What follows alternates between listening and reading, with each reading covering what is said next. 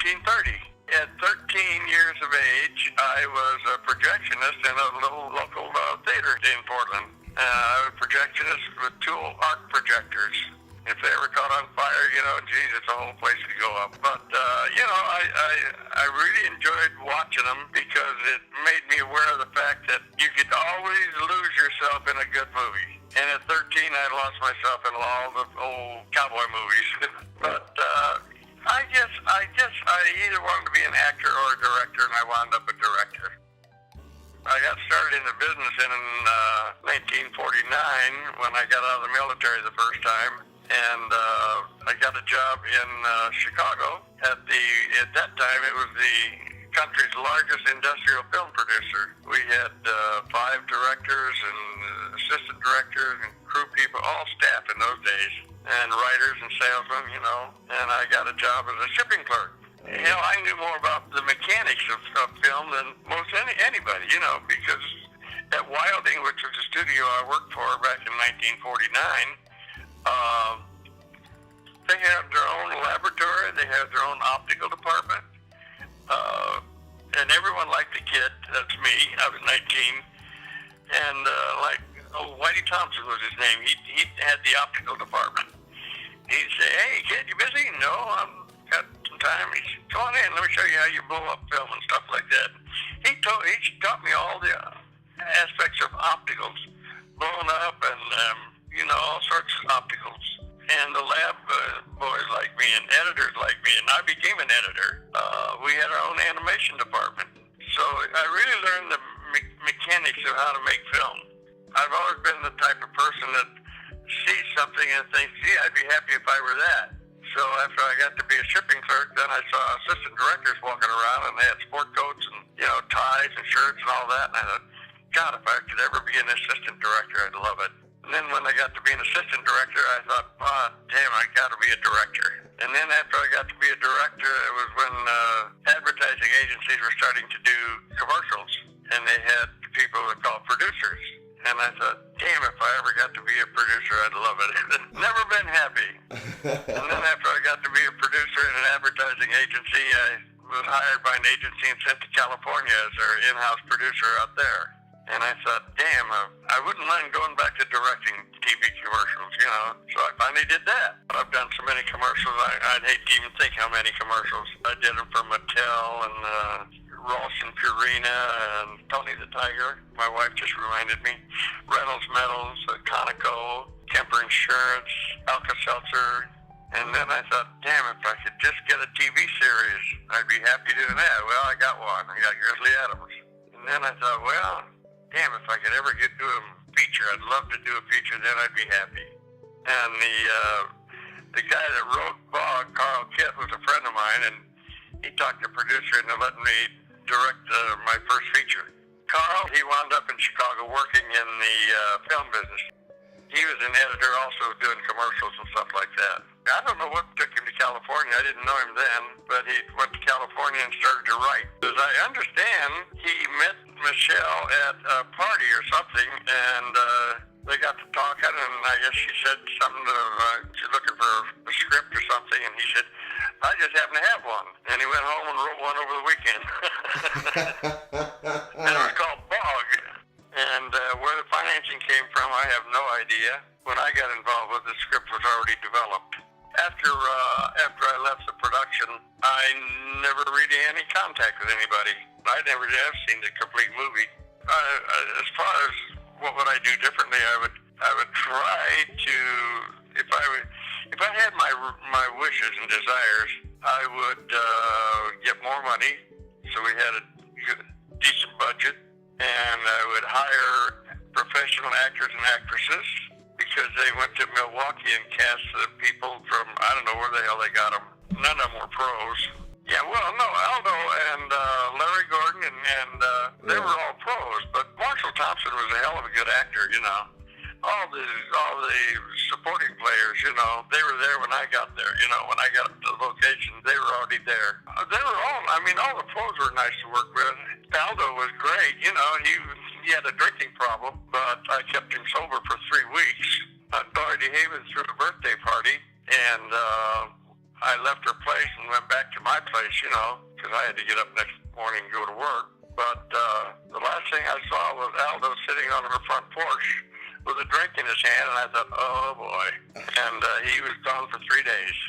But Marshall Thompson and Leo Gordon, they were all great to work with, and Aldo was great to work with, Gloria was a doll to work with. She was just marvelous.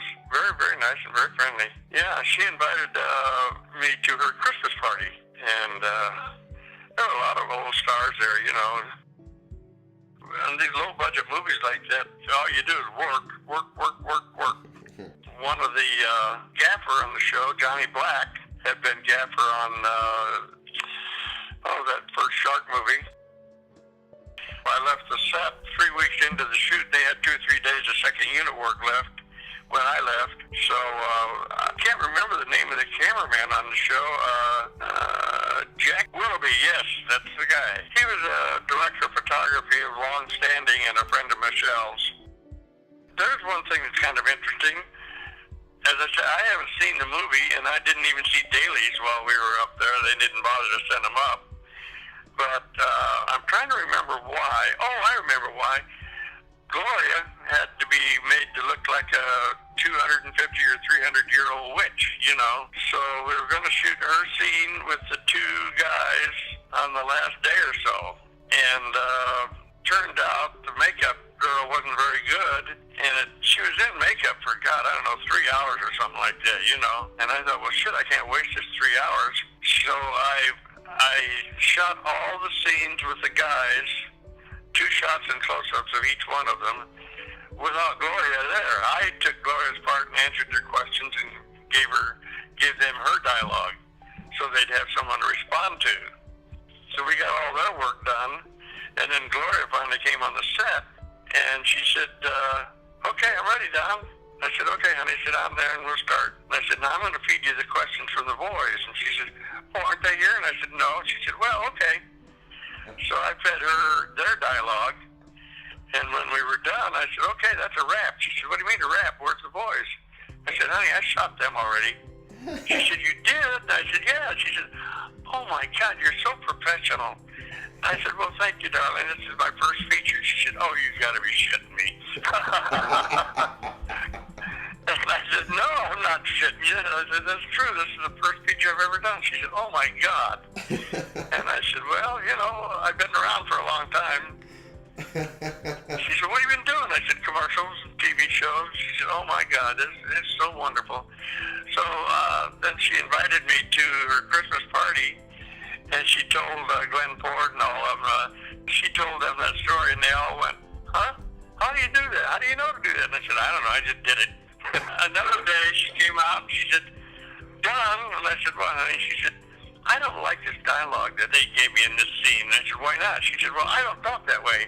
I said, sweetheart, we're not doing you, we're doing a character that you're playing. She said, oh, okay, fine, let's go. That's funny. Yeah, it was fun. There was some fun, some just a lot of hard work. Another story that you get a kick out of, there's a real skinny little girl in the movie. I can't think of her name now because, it's been 30 years or more. And they had wanted her to appear nude from the top up. And she agreed to do it in Milwaukee, and then she got up there and said, I'm not going to do it. And I said to Michelle, the producer, I said, well, what do you think? She said, no. She said, no, you can't do it. I said, that's fine with me. She's leaning up against a car, and the monster is up above her, and she's rolling down the car, and son of a bitch, if her blouse didn't roll up all the way and expose her boobs. And we got it on film.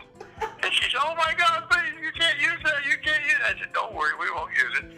But I thought, how silly can that be, You can't see my boobs, and all of a sudden during the take, she rolls down the car of her own volition, trying to get away from the monster, and the thing rolls up and exposes her boobs.